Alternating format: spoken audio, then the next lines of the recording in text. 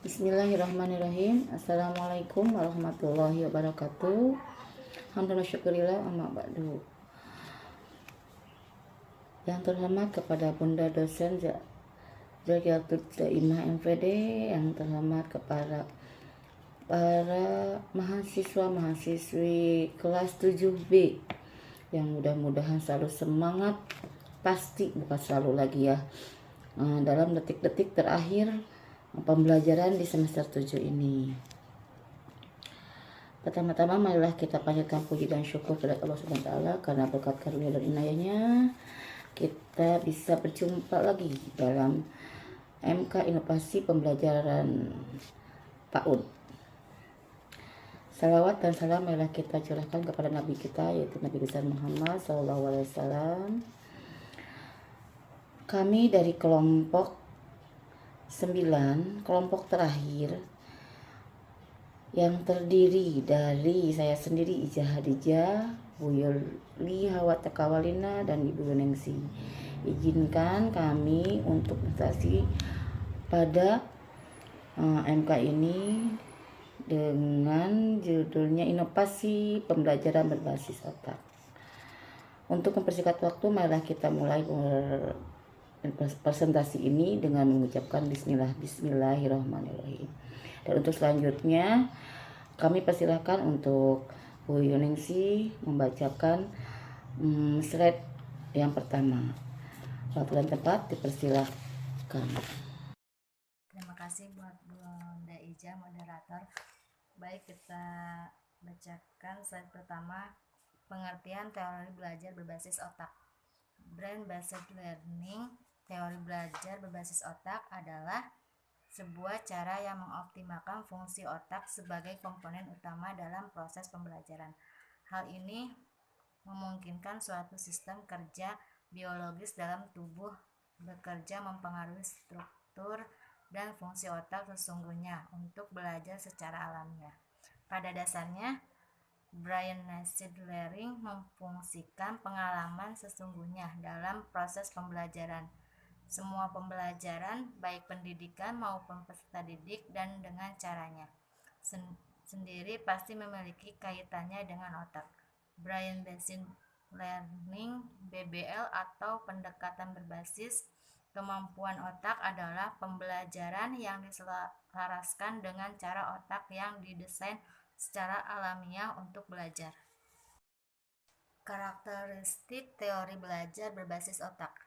Karakteristik dari brain-based learning adalah pembelajaran yang berupaya memadukan faktor potensi diri siswa dengan lingkungan, fisik dan mental, sebagai konteks pembelajaran. Dalam hal ini, lingkungan dan kemampuan, pikiran atau potensi diri siswa harus diperlakukan sama dan memperoleh stimulan yang seimbang agar pembelajaran berhasil dengan baik. Selain itu, brain-based learning juga menekankan pada proses pembelajaran berlangsung dengan cepat dengan keberhasilan tinggi. Prinsip brain-based learning dalam pembelajaran. Otak adalah sistem adaptif yang kompleks. Otak adalah otak sosial. Pencarian makna adalah bawaan. Pencarian makna terjadi melalui bola. Emosi sangat penting untuk membuat pola. Setiap otak secara bersamaan merasakan dan menciptakan bagian dan seluruhan. Belajar melibatkan perhatian terfokus dan persepsi periferal. Learning always involves both conscious and unconscious process. We have at least two ways of organizing memory. Learning is the developmental. Pembelajaran kompleks ditingkatkan oleh tantangan dan hambatan oleh ancaman. Every brain in unclay organism. Baik, terima kasih. Saya kembalikan kepada moderator.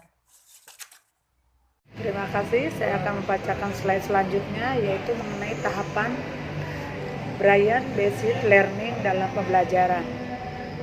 1. Tahap pra pembelajaran, kedua tahap persiapan, ketiga tahap ini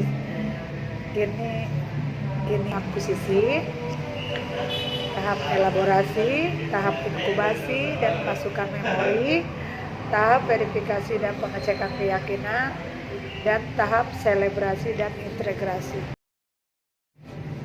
Strategi pembelajaran Brain Based Learning menciptakan lingkungan belajar yang menantang kemampuan berpikir siswa, menciptakan lingkungan pembelajaran yang menyenangkan, menciptakan situasi pembelajaran yang aktif dan bermakna bagi siswa.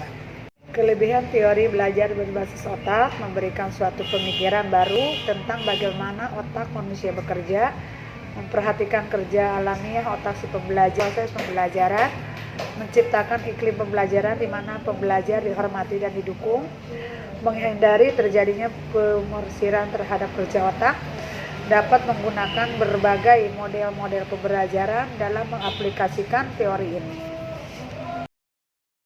Kekurangan teori belajar berbasis otak: 1. Karena tergolong masih baru. 2. Memerlukan waktu yang tidak sedikit untuk dapat memahami dan mempelajari bagaimana untuk kerjanya otak, memerlukan biaya yang tidak sedikit, dan memerlukan fasilitas yang memadai dalam mendukung praktek pembelajaran.